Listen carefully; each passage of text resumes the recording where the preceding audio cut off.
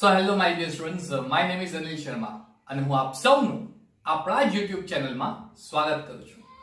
તો વિદ્યાર્થી મિત્રો, આપણે ધોરણ 11 પ્રકરણ 4 રાસાયણિક બંધનની ચેપ્ટરની શરૂઆત કરી રહ્યા છે. શરૂઆતમાં આપણે રાસાયણિક બંધ વિશે માહિતી મેળવશું. કયા કયા સિદ્ધાંતોનો ઉપયોગ કરી રાસાયણિક બંધનની સમજૂતી આપી શકાય એના વિશે માહિતી મેળવશું. તો શરૂઆત કરીએ આપણે રાસાયણિક બંધન.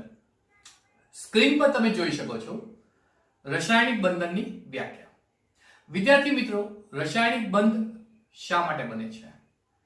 શા માટે જુદા જુદા તત્વો ભેગા મળીને એમના વચ્ચે પરસ્પર આકર્ષણ બળ ઉદ્ભવે છે? શા માટે રાસાયણિક બંધ રચાય છે?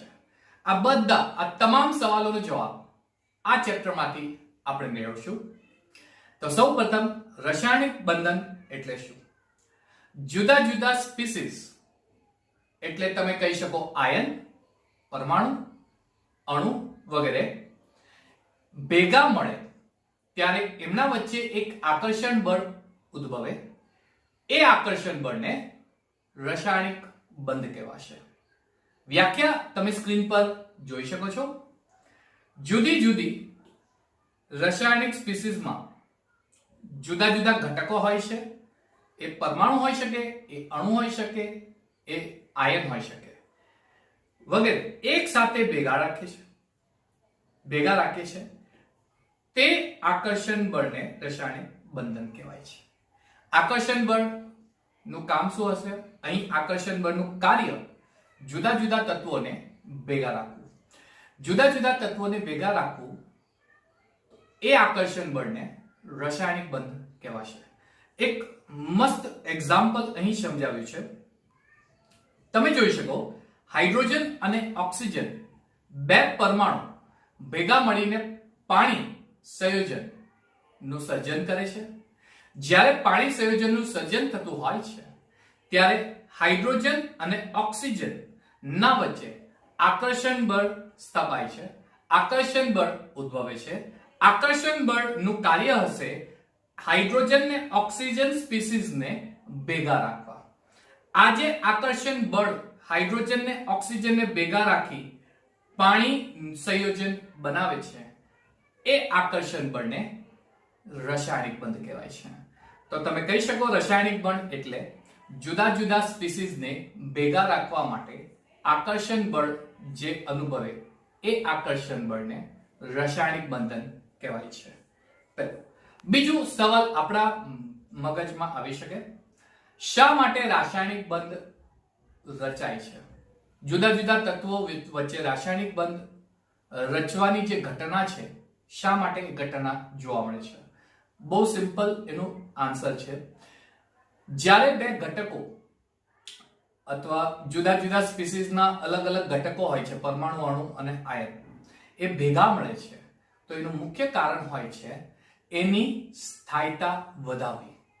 દરેક પરમાણુ જે અસ્થાયી હોય છે એ સ્થાયીતા મેળવવા માટે જુદા જુદા પરમાણુ જુદા જુદા ઘટકો સાથે આકર્ષણ બળ ક્રિયા કરી અને રાસાયણિક બંધન બનાવે છે.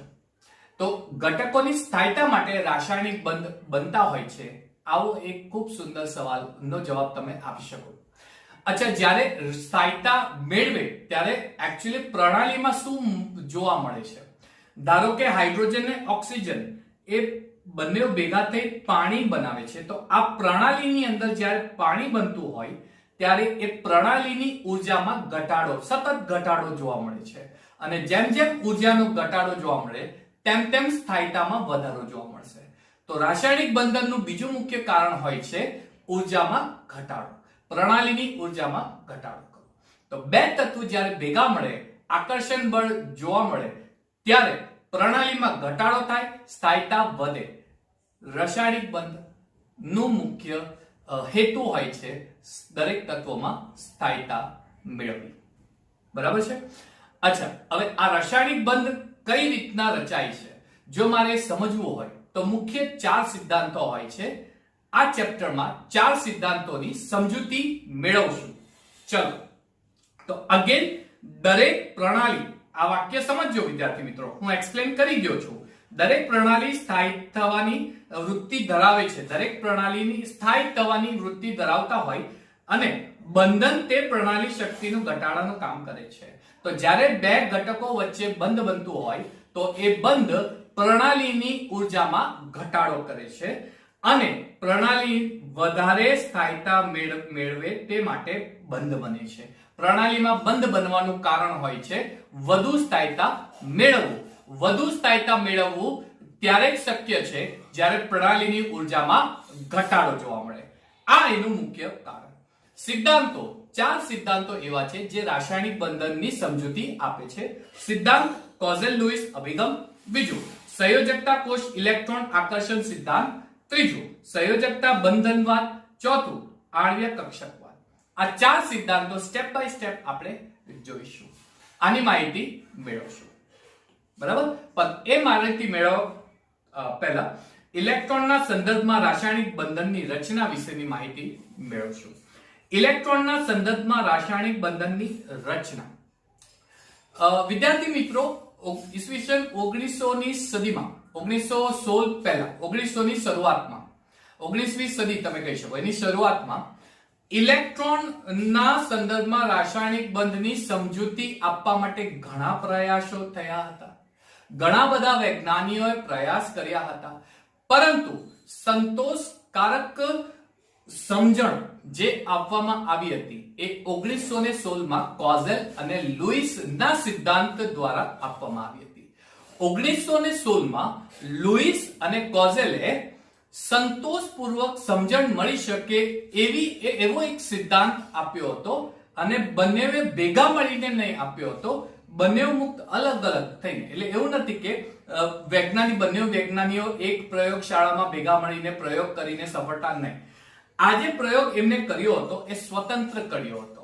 કોઝેલે એના મુજબ કર્યો હતો, લુઈસે એના મુજબ કર્યો હતો, પણ બંનેના પ્રયોગમાં એક સમાનતા જોવા મળી છે જે આપણે પછી જોઈશું. પરંતુ બંનેના પ્રયોગ દ્વારા સંતોષપૂર્વક સમજણ મળી હતી. ઘણા પ્રયાસો થયા હતા, પરંતુ સંતોષપૂર્વક સમજણ મળી હતી કોઝેલ અને લુઈસના સિદ્ધાંત. તો હવે આપણે સમજીશું કોઝેલ લુઈસના સિદ્ધાંત વિશે. સૌપ્રથમ લુઈસ એક ખૂબ જ અકલમંદ વૈજ્ઞાનિક હતો, હું કહી શકું છું. એની દૂરદ્રષ્ટિ ઘણી સારી હતી, એની વિચાર શક્તિ ખૂબ જ સારી હતી. એને એક વસ્તુ વિચાર્યું કે જ્યારે રાસાયણિક બંધન બનતું હોય ત્યારે પરમાણુ, અણુ અને આયનનો શું ત્યાં મુખ્ય રોલ હોવો જોઈએ. તો એના માટે પહેલા એને એક વસ્તુ સૌપ્રથમ એક્સપ્લેન કરી. વસ્તુ બહુ સિમ્પલ હતી. એને કીધું કોઈ પણ પરમાણુની અંદર જે કેન્દ્ર હશે, કોઈ પણ પરમાણુ હોય છે, એ પરમાણુમાં જે કેન્દ્ર હશે એ કેન્દ્ર અને એ કેન્દ્રના ફરતે માની લઈએ કે ઇલેક્ટ્રોનનું ભ્રમણ થતું હોય છે કક્ષકમાં. તો આ કક્ષક હું દર્શાવી દઉં છું, સમજો વિદ્યાર્થી મિત્રો. ખૂબ જ સુંદર એક્સપ્લેનેશન એને આપ્યું હતું. તો આ તમે સ્ક્રીન પર જોઈ શકો છો. જુદી જુદી કક્ષાઓ હું બનાવી રહ્યો છું, જુદી જુદી કક્ષામાં ઇલેક્ટ્રોનનું ભ્રમણ થતું હોય છે બનાવી રહ્યો છું. લુઈસને એવી સમજણ આપી હતી કે કેન્દ્ર અને અંદરના કક્ષકો, કેન્દ્ર અને અંદરના કક્ષકોને કાર્નેલ નામ આપી શકાય. કાર્નેલ, કેન્દ્ર એટલે કે આટલા ભાગને, કેન્દ્ર ને અંદરના કક્ષકોને કાર્નેલ નામ આપી શકાય. અને જે બાહ્ય કક્ષકના ઇલેક્ટ્રોન છે એ બાહ્ય કક્ષકના ઇલેક્ટ્રોન કેન્દ્રની આસપાસ સંઘનનના 8 ખૂણામાં ગોઠવાય છે. સંઘનનના 8 ખૂણામાં ગોઠવાય એનો અર્થઘટન તો માની લઈએ કે આ એક ચોરસ છે, આનામાંથી આપણે સંઘનન બનાવવાની ટ્રાય કરીએ, કોશિશ કરીએ. આ એક તમારો ચોરસ છે, આવો જ એક બીજો ડ્રો કરું છું. હવે આના 8 ખૂણાઓ તમે જોઈ શકો છો વિદ્યાર્થી મિત્રો. તો લુઈસ મુજબ બાહ્ય કક્ષકના ઇલેક્ટ્રોન આ દરેક ખૂણાઓ પર ગોઠવવાની ક્ષમતા ધરાવતા હોય એવું આપણે માની લઈએ છીએ. એવું એને માની લીધેલું. ખરેખર બાહ્ય કક્ષક એક સંઘનન જેવું હોતું નથી, પરંતુ એનામાં 8 ઇલેક્ટ્રોન હોવા જોઈએ એના માટેની સમજૂતી આપવા માટે સંગનનનો ઉપયોગ કરવામાં આવ્યો હતો. સંગનન એને વિચાર્યું કે સંગનનના 8 ખૂણા હોય છે, દરેક તત્વના ઇલેક્ટ્રોન ખૂણા પર ગોઠવાય છે. કયા એક કક્ષકના? બાહ્ય કક્ષકના. અંદરના કક્ષક અને કેન્દ્રને કર્નલ કહેવાય. બાહ્ય કક્ષકના ઇલેક્ટ્રોન સંગનનના ખૂણાઓ પર ગોઠવાઈ જશે. સંગનનના ખૂણાઓ પર ગોઠવાઈ જશે. હવે આપણે સમજીએ ઉમદા વાયુ એટલે કે આવર્ત કોષ્ટકના 18મા સમૂહના તત્વો helium, neon, argon, krypton, xenon, radon. હિલિયમને છોડીને નિયોન થી ઝેનોન લઈને બધાના બાહ્ય કક્ષકમાં 8 ઇલેક્ટ્રોન હોય છે. તો ઉમદા વાયુના 8 ઇલેક્ટ્રોન 8 ખૂણામાં ગોઠવાઈ જશે. તમે જોઈ શકો છો 8 ખૂણામાં ગોઠવાઈ જશે. ઉમદા વાયુ આવું લુઈસે કીધું હતું. બરાબર, પાછું રિપીટ કરું છું. કેન્દ્ર અને અંદરના કક્ષકોને કર્નેલ નામ આપી દીધું. બાહ્ય કક્ષકના ઇલેક્ટ્રોન સંગનનના ખૂણાઓમાં ગોઠવવામાં આવે છે. ઉમદા વાયુમાં 8 ઇલેક્ટ્રોન હોય છે. બાહ્ય કક્ષકના 8 ઇલેક્ટ્રોન ઉમદા વાયુના સંગનનના 8 ખૂણાઓ રોકી લેશે. 8 ખૂણાઓ પર ગોઠવાઈ જશે ઉમદા વાયુ. પરંતુ આવર્ત કોષ્ટકમાં ફક્ત 18મા સમૂહ જ ઉમદા વાયુ છે. 1 થી 17મા સમૂહના બાહ્ય કક્ષકમાં 8 ઇલેક્ટ્રોન હોતા નથી. તો એનામાં 1 હશે, 2 હશે, 4 હશે, 6 હશે, 7 હશે. ધારો કે હું વાત કરું સોડિયમની. સોડિયમના બાહ્ય કક્ષકમાં વિદ્યાર્થી મિત્રો ફક્ત 1 ઇલેક્ટ્રોન હોય છે. તો એના બાહ્ય કક્ષકમાં Na ની રચના જ્યારે આપણે લખતા હોઈએ ત્યારે લખીએ છીએ 2,8,1. આ ખૂબ જ સરળતા વિશે લખીએ છીએ ઇલેક્ટ્રોન રચના. પરંતુ આપણે અહીં શીખશું ઇલેક્ટ્રોન ની રચના 281 માં બાહ્ય કક્ષકમાં 1 ઇલેક્ટ્રોન એ ગોઠવાઈ જાય છે એક ખૂણા પર. સમજો વિદ્યાર્થી મિત્રો. અચ્છા, ઇલેક્ટ્રોન રચના પરમાણુ બંધનમાં શીખી ગયેલા છે 1s2 2s2 2p6 3s1 સમજીને. આપણે એના આધાર પર નથી સમજતા. હાલમાં આપણે જે તમે 9મા 10મામાં ઇલેક્ટ્રોન રચના શીખી ગયેલા હશે એ મુજબ જ ઇલેક્ટ્રોન રચના લખું છું. તો સોડિયમના બાહ્ય કક્ષકમાં 1 ઇલેક્ટ્રોન હોય છે. એ 1 ઇલેક્ટ્રોન એક ખૂણા પર રોકાઈ જશે. જો હું ક્લોરીનની વાત કરું તો ક્લોરીનના બાહ્ય કક્ષકમાં 7 ઇલેક્ટ્રોન હોય છે. તો એ શું કરશે? 7 ખૂણાઓ રોકી શકે છે. 7 ખૂણાઓ પર ગોઠવાઈ જશે. રોકી શકે ઇન સેન્સ કે ગોઠવાઈ જશે. તો અર્થઘટન એવો થઈ ગયો લુઈસ મુજબ કે જ્યારે પણ ઇલેક્ટ્રોન રચના આપણે લખીએ તો એના બાહ્ય કક્ષકમાં જે આવેલ ઇલેક્ટ્રોન હોય એ સંગનનના ખૂણા પર ગોઠવાઈ જતા હોય છે. ઉમદા વાયુ 8 ખૂણા પર ગોઠવાઈ જશે. ઉમદા વાયુના બાહ્ય કક્ષકના ઇલેક્ટ્રોન 8 ખૂણા પર ગોઠવાઈ જશે. પરંતુ બીજા બધા સમૂહના તત્વોના બાહ્ય કક્ષકના ઇલેક્ટ્રોન ક્યાં તો 1 ખૂણા પર હશે, ક્યાં 2, ક્યાં 4, ક્યાં 6, ક્યાં 7 ખૂણા પર હશે. અહીં આપણે એક મસ્ત મજાનું એક્ઝામ્પલ મળશે. લુઈસ મુજબ જ્યારે પણ બે તત્વ સંયોજાય અને એક સંયોજન બનાવે ત્યારે એ બંધ શા માટે રચે છે? એનું કારણ શું છે? તો જોવામાં એવું આવ્યું કે ઉમદા વાયુ નિષ્ક્રિય વાયુ હોય છે. એના બાહ્ય કક્ષકમાં 8 ઇલેક્ટ્રોન એટલે કે અષ્ટક હોય છે. અષ્ટક હોવાથી એ નિષ્ક્રિય બને છે. દરેક તત્વને નિષ્ક્રિય બનવાની જલ્દી હોય છે. એ નિષ્ક્રિય હોતા નથી. ફક્ત ઉમદા વાયુઓ જ નિષ્ક્રિય હોય છે 18મા સમૂહના તત્વો. બીજા બધા તત્વો નિષ્ક્રિય વાયુ જેવા બનવા માટે બંધન રચશે, બંધ બનાવશે, તત્વો વચ્ચે બંધ બનશે. તો બંધ બનાવવાનું બીજું એક મુખ્ય કારણ કયું આવી ગયું વિદ્યાર્થી મિત્રો? તો બે તત્વો વચ્ચે બંધ બનવાનું કારણ હશે એમના બાહ્ય કક્ષકમાં અષ્ટક પૂર્ણ કરવું. કારણ અષ્ટક પૂર્ણ કરવું એટલે ઉમદા વાયુની ઇલેક્ટ્રોન રચના મેળવવી. ઉમદા વાયુ શા માટે? કારણ ઉમદા વાયુના બાહ્ય કક્ષકમાં 8 ઇલેક્ટ્રોન હોય છે અને નિષ્ક્રિય હોય છે. તો બધા તત્વો નિષ્ક્રિય બનવા માટે એના બાહ્ય કક્ષકમાં પણ 8 ઇલેક્ટ્રોન બનાવવાની કોશિશ કરશે. એ 8 ઇલેક્ટ્રોન બનાવવા માટે એ શું કરશે વિદ્યાર્થી મિત્રો? તો ધારો કે સોડિયમ હોય તો સોડિયમના બાહ્ય કક્ષકમાં 1 ઇલેક્ટ્રોન હોય છે. તો બાહ્ય કક્ષકમાં 8 ઇલેક્ટ્રોન માટે એના માટે એને 7 ઇલેક્ટ્રોન જોઈએ છે. તો એ તો શક્ય નથી કે ઇલેક્ટ્રોન 7 મેળવશે. તો સોડિયમ શું કરશે? એના બાહ્ય કક્ષકમાંથી એ 1 ઇલેક્ટ્રોન ગુમાવશે અને હવે એનું બાહ્ય કક્ષક 8 ઇલેક્ટ્રોન વાળું બની જશે. એટલે આ ઇલેક્ટ્રોન ગુમાવશે અને સોડિયમ આયન બનશે.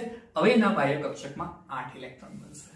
એનો મતલબ આ કેસમાં સોડિયમની ઇલેક્ટ્રોન રચના ઉમદા વાયુ જેવી બનાવવા માટે સોડિયમ એક ઇલેક્ટ્રોન ગુમાવશે. હવે એના બાહ્ય કક્ષકમાં અષ્ટક પૂર્ણ થઈ ગયું. ધારો કે આપણે ક્લોરીનની વાત કરીએ તો વિદ્યાર્થી મિત્રો, ક્લોરીનના બાહ્ય કક્ષકમાં 7 ઇલેક્ટ્રોન હોય છે. અષ્ટક પૂર્ણ કરવા માટે 1 ઇલેક્ટ્રોનની જરૂર પડતી હોય તો ક્લોરીન 1 ઇલેક્ટ્રોન મેળવશે. 1 ઇલેક્ટ્રોન મેળવીને એની ઇલેક્ટ્રોન રચના 288 બનાવી જશે. હવે એના બાહ્ય કક્ષકમાં 8 ઇલેક્ટ્રોન એટલે કે અષ્ટક પૂર્ણ થઈ ગયું. તો આ કેસમાં ક્લોરીને ઇલેક્ટ્રોન મેળવ્યું ને ક્લોરીન ઋણાયન બન્યું. એનો મતલબ જ્યારે તત્વ ઇલેક્ટ્રોન ગુમાવે તો ધન વીજભારિત આયન બનશે, જ્યારે ઇલેક્ટ્રોન મેળવે ઋણ વીજભારિત આયન બનશે. ઇલેક્ટ્રોન મેળવવાની અને ગુમાવવાની વૃત્તિનું કારણ અષ્ટક પૂર્ણ કરવું, ઉમદા વાયુની ઇલેક્ટ્રોન રચના જેવી રચના બનાવી. ખૂબ સરળ છે, બરાબર. હવે શું દરેક તત્વ ઇલેક્ટ્રોન રચના ઉમદા વાયુ જેવી બનાવવા માટે ઇલેક્ટ્રોન ગુમાવે અને મેળવશે? નહીં. ઘણા તત્વો એવા હોય જે ગુમાવી બી નહીં શકે, મેળવી બી નહીં શકે, પરંતુ અણુઓ બનાવવા માટે ભાગીદારી કરશે. ધારો કે ક્લોરીન અને ક્લોરીન વચ્ચે ભાગીદારી થઈને Cl2 બને તો એ કેસમાં ક્લોરીનના બાહ્ય કક્ષકનો 1 ઇલેક્ટ્રોન બીજા ક્લોરીનના બાહ્ય કક્ષકના 1 ઇલેક્ટ્રોન સાથે સંયોજાઈને Cl2 અણુ બનાવે. હવે આ કેસમાં બંનેએ પોતાના એક ઇલેક્ટ્રોન ની ભાગીદારી કરી ને હવે ભાગીદારી કરીને એ પોતાનો અષ્ટક પૂર્ણ કરશે. તો દરેક તત્વ પોતાના બાહ્ય કક્ષકના અષ્ટક પૂર્ણ કરવા માટે બંધ બનાવતા હોય છે. અષ્ટક પૂર્ણ કરવા માટે લુઈસ મુજબ ક્યાં તો તત્વ ઇલેક્ટ્રોન ગુમાવશે, ક્યાં તો તત્વ ઇલેક્ટ્રોન મેળવશે અથવા ઇલેક્ટ્રોનની ભાગીદારી કરશે. ઈઝી. તો આ આખું એક્સપ્લેનેશન તમે આ મુજબ સમજી શકો છો. ખ્યાલ આવી ગયો વિદ્યાર્થી મિત્રો? ખૂબ સરળ છે. તમે રીડિંગ કરશો એટલે તમને સમજ પડી જ જશે.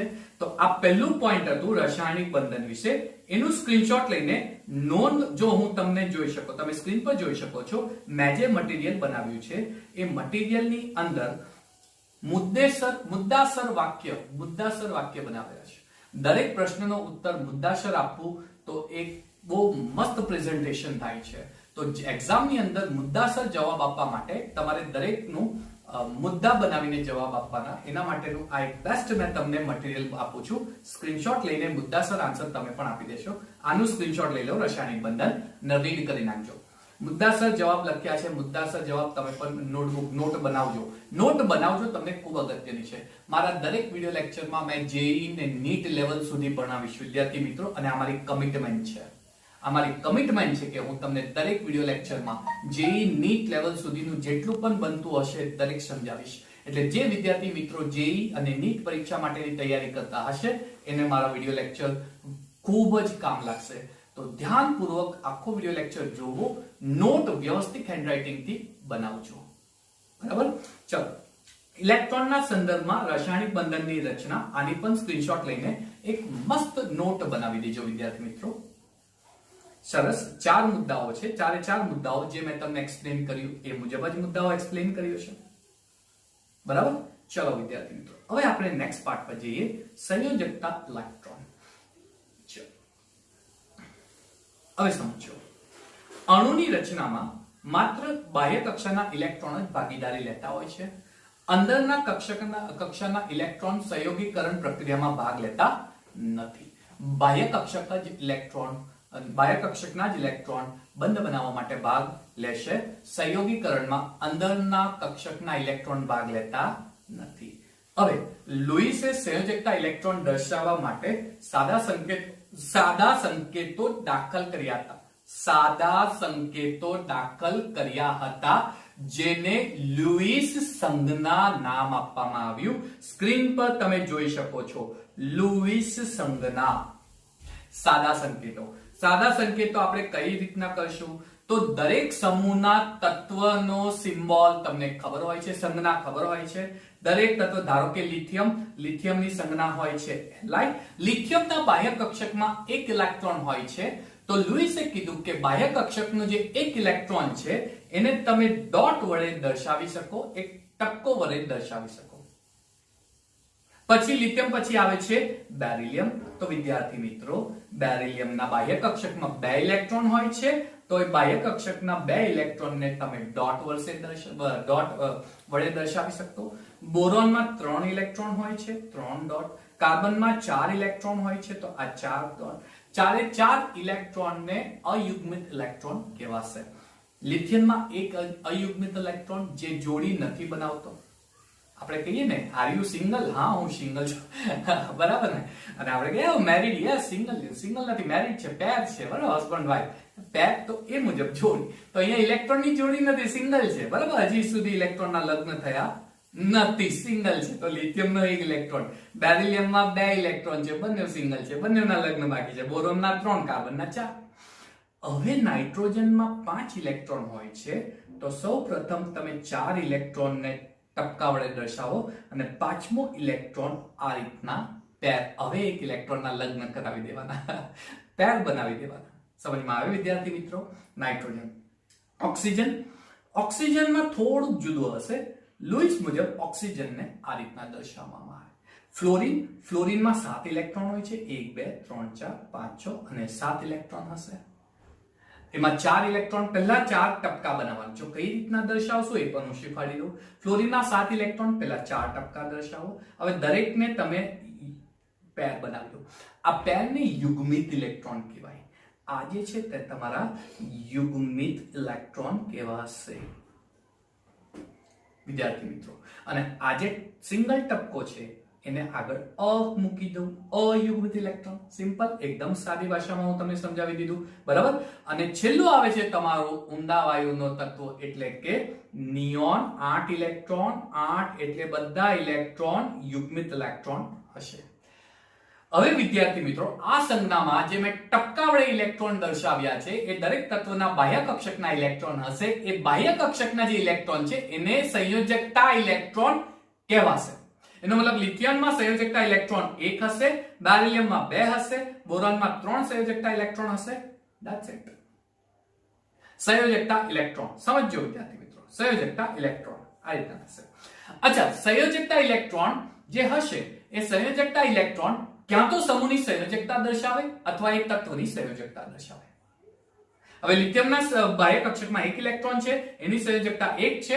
એવું જોવામાં આવ્યું કે આવર્ત કોષ્ટકમાં પહેલા સમૂહના દરેક તત્વોની સંયોજકતા 1 હોય છે, એટલે કે આખા સમૂહની સંયોજકતા 1 હશે.